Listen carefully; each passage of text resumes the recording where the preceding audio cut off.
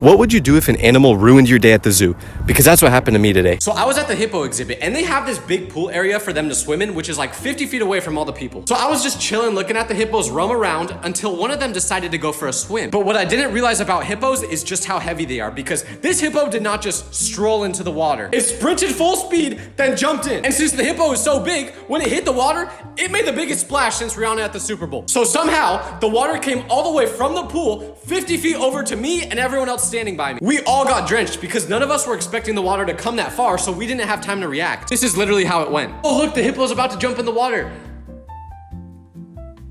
Oh no.